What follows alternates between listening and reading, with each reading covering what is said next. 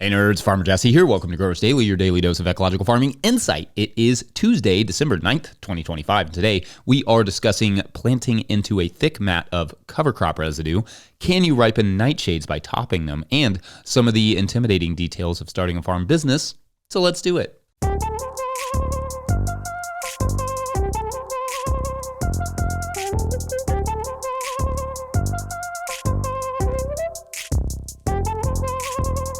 All right, everyone, welcome to Tilth Tuesday. Every Tuesday this year is brought to you by our friends at Tilth Soil, and it's officially their pre-sale season for 2026. So check that out at tilthsoil.com/farmers to get a pretty sweet deal on potting mix for next season. Link will be in the show notes. I hope, as always, that your weeks are off to a nice start. It was nice but cold yesterday. It was kind of a little snowy, so I mostly worked on paperwork indoors, and I cleaned out a closet, so that was not very farmy, but very fun.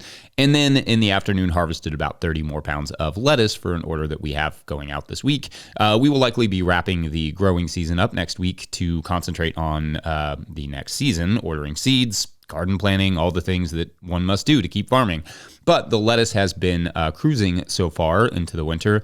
I have seen a little bit of lettuce drop in our tunnel, though, and that can turn things sour in a flash. Maybe more on lettuce drop later, though, because that is a big issue in winter growing. But let us know how your winter gardens are going, and I loved seeing those 20-second farm video clips yesterday, you all. Please continue to send those to farmermike@no-tillgrowers.com. All right, so yesterday we talked about some things to know when planting into thick compost mulch, but now how about we focus on some tricks and considerations for planting into a thick cover crop mulch. Luckily, we did that whole segment last week too on cover crop mulching, but what we haven't really done yet is talk much about how to actually get a crop into that mulch. So envision it with me. It's early summer. Your cover crop is down in a thick mat that looks and smells like gold, although I've never actually smelled gold. I'm just assuming there. And you have a bunch of tomato plants to get planted. What now?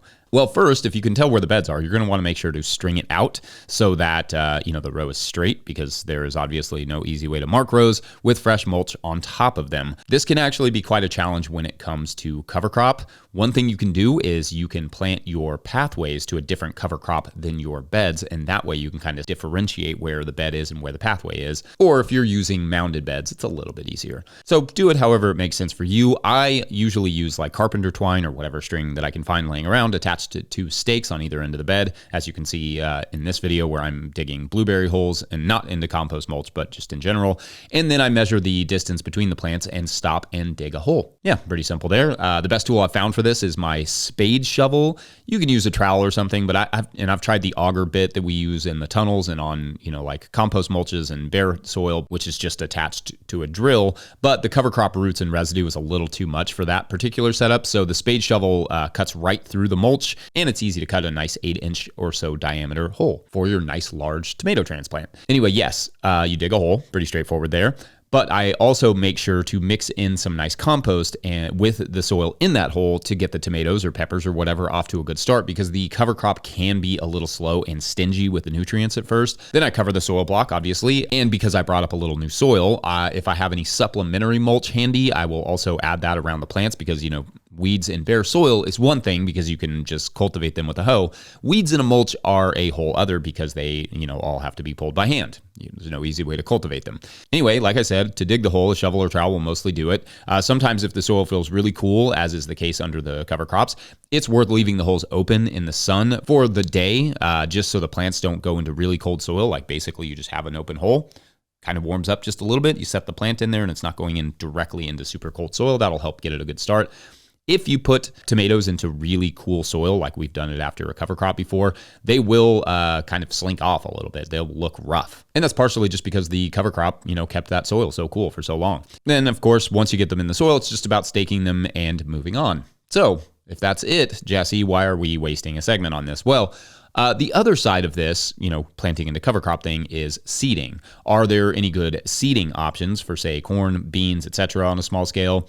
Yes and no. It just depends on what scale you're working with here, and of course your budget. There are a few seeders out there that can drill directly into thick mulch, but they mostly have to be imported. The double disc opener that I use on the Jang is not adequate for this, so I wish it was. That would be amazing. It just is not a heavy enough machine or a strong enough machine to bust through like thick cover crop.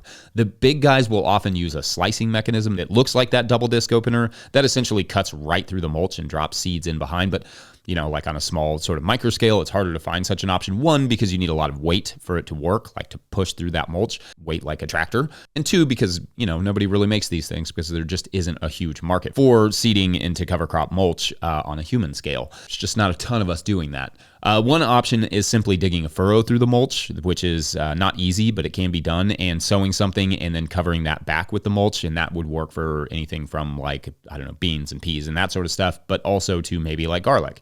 You just dig your furrow, you drop your garlic in, and then you mulch right over top of that with something, either compost or some other supplementary mulch, and it grows right through. But again, not easy, it can be done, and sowing something and then covering it back with the mulch, will take a little extra work. You will get weeds also with that, but if your weed management was good going into growing that cover crop, then it should not be too bad after the cover crop is grown. Hopefully. You could also use compost as a plantable layer on top of or like in rows with the rye mulch or whatever cover crop mulch that you're using to help with seeding into. My friend Susanna Lane of Salamander Springs broadcasts beans before she crimps her rye cover crop. So they just basically like grow up through, like the cover crop gets pushed down on top of the beans and then they just sort of grow up through. And she's done that for years. It's really successful for her. It just probably takes a little practice, takes a lot of weed control. Make sure if you're going to try something like that to start small, try, just do a little trial and then you can kind of go from there, because it could give you a really good stand of beans or something, but it could also give you the complete opposite. So, we want to avoid that. All right, let me know what you've experienced there. And otherwise, we're going to take a quick break. And when we come back, can topping plants ripen fruit? It's kind of a bouncy little sentence there. Like it? BRB. Today's episode is brought to you by FarmRaise. Still struggling with your balance sheet? Your lender's asking for a balance sheet and you're stuck with a spreadsheet mess or guessing your numbers? FarmRaise Tracks takes the stress out of farm finance. With one click, you can generate an accurate, up-to-date balance sheet that shows your assets, liabilities, and equity. No accounting degree required. You'll be ready for loan applications, tax season, or just a clearer picture of where your farm stands. Join thousands of farmers using Tracks to build stronger businesses. Get 20% off with code NOTIL20 at farmraise.com for the lifetime of your membership. Today's episode is also brought to you by Johnny's Selected Seeds. Johnny's Selected Seeds is a proud supporter of Growers Daily. At Johnny's, they do more than sell seeds. They grow them. They trial them to see how they perform on Johnny's research farm in Maine and across the U.S. and Canada.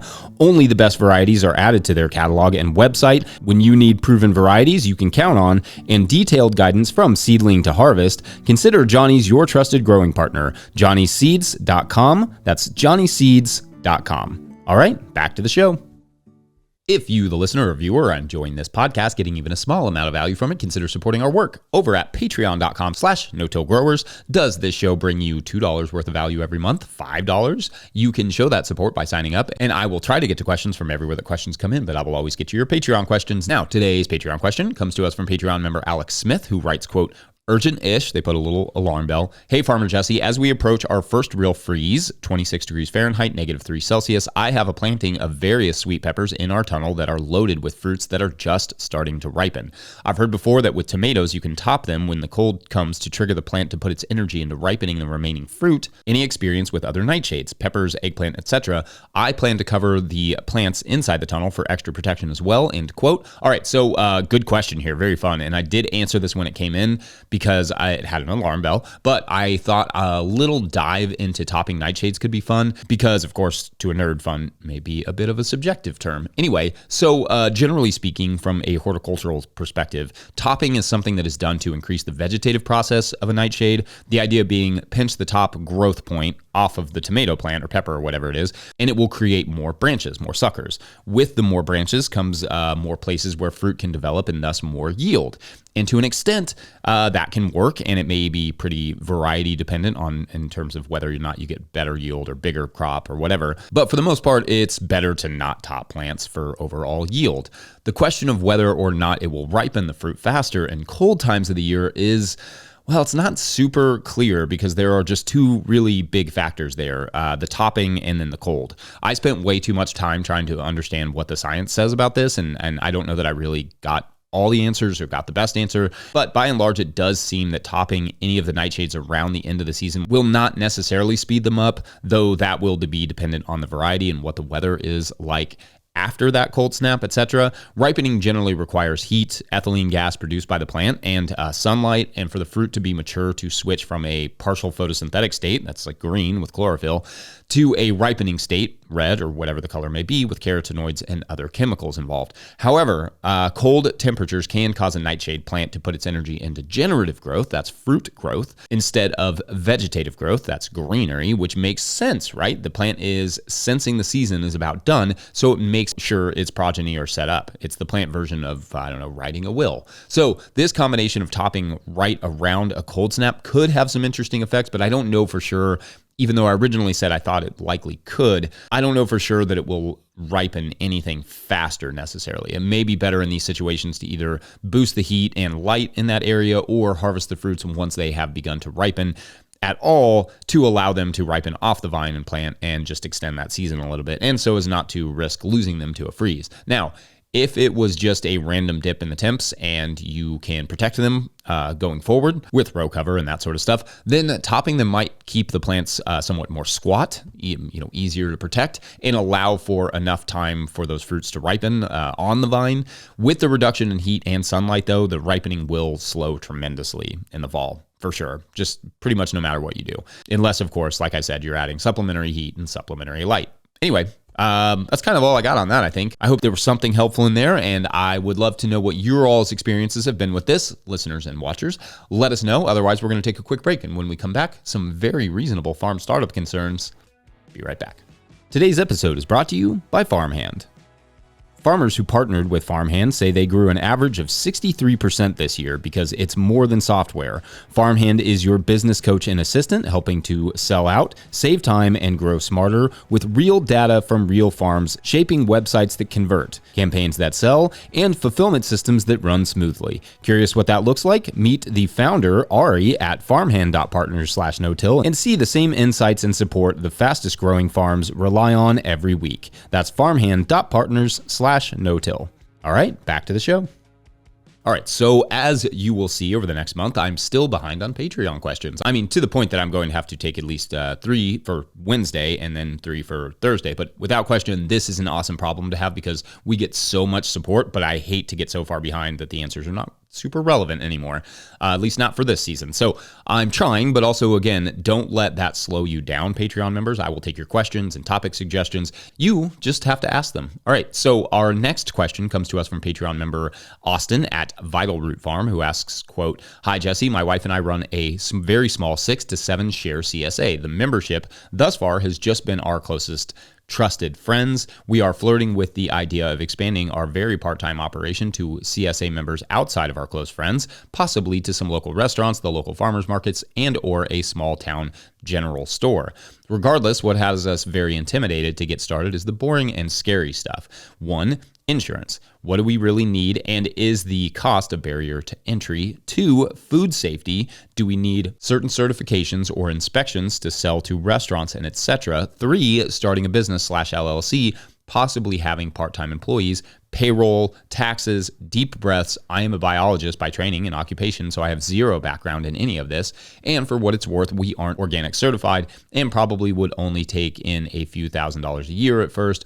All thoughts and direction are appreciated. You inspire us," end quote. All right, so great questions here, and I feel you referring to it as the boring and scary stuff. I feel that way about it too, and also good on you to be thinking about it because starting a farm is just starting a business. It's all it is, and all businesses are loaded down with lots of stuff that isn't just, in this case, growing the food. All of these things have to be taken into consideration. A lot of people learn about them way too late or put energy into thinking about how to manage them. All right, so I think starting with friends and or family in the CSA realm is generally a great way to break into this business because they will be more forgiving, and joining your CSA is an easy way for family and friends to support you. Anyway, let's take each question on its own. First, what do you need in terms of insurance? Well, In the US, you should probably be registered as an LLC or limited liability company. That is its own sort of form of insurance because it takes the liability off you personally and puts it on the business. If you are doing a farmer's market, you will need some sort of farmer's market insurance. Most markets require it. I don't know offhand what that costs anymore, but it probably varies state by state depending on how much you want or need. If you have employees, you will likely need workers' comp insurance and commercial vehicle insurance if you're doing deliveries, like if you're having your employees run the deliveries for you.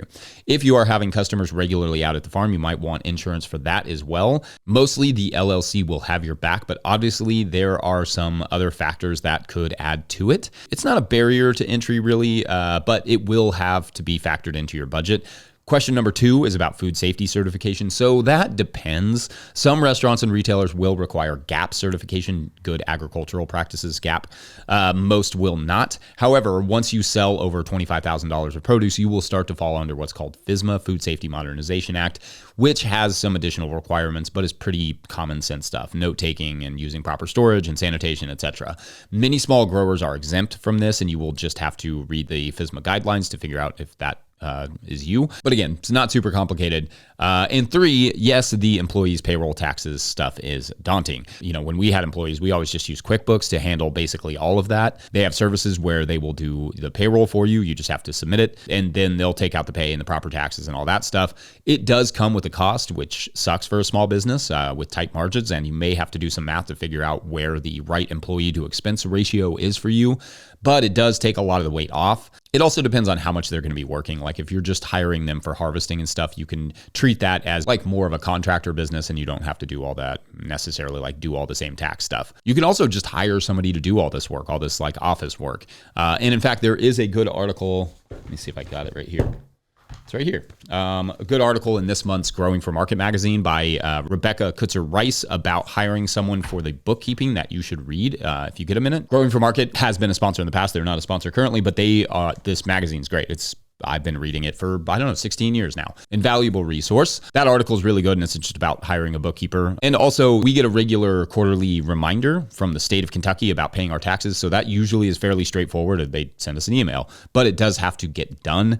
So yeah, starting a business can be a bit technical in that way, so it's good to follow all the guidelines of your state as closely as possible so you don't wind up paying penalties.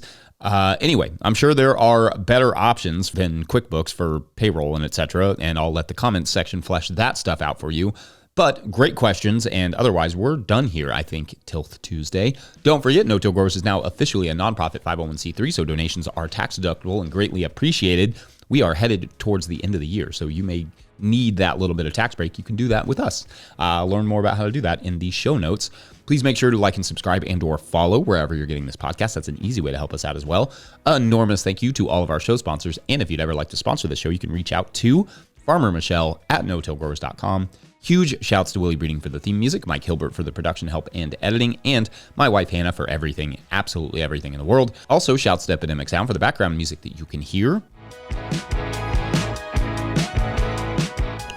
Pick up a hat, this one, or a copy of my book, The Living Soil Handbook, at notillgrowers.com to support our work. And maybe if you need a holiday gift, that could be an option. Big thank you to everyone over at patreon.com/notillgrowers, where at a certain level, or if you just bump up from one level to another, or you sign up in the month of December, you get a shout out on the show. So big shout outs today too. Lots of big shout outs. This is our pollinators list. Steel Road Farms, Chris Main, Richard Gould, Norsk Guard Farm, Sue Rowland, Thomas Van Wart, Tyler Lloyd, Andrea Fronti, Tosman, Cedric Reed, DP, Kat Brannigan, Little Row Farms, Hank Zecca, Ashley Sharp, Joel Crosby, Madison, Scott Roser, Laura Britton, Alberto Diaz, Peter Broad, Jason Ruel, Earth Care Farmer Jane Murner, Derek Page, Meredith Light of Granite Springs Farm, Grown Up Farm, Bob and Ann Patton of Hexhamshire Organics, Jared Kirst of Rivendell Farm, and Fiona and Donnie of Firefly Farm. I mean, so many of these people have been supporting us for since 2019. A lot of these guys. This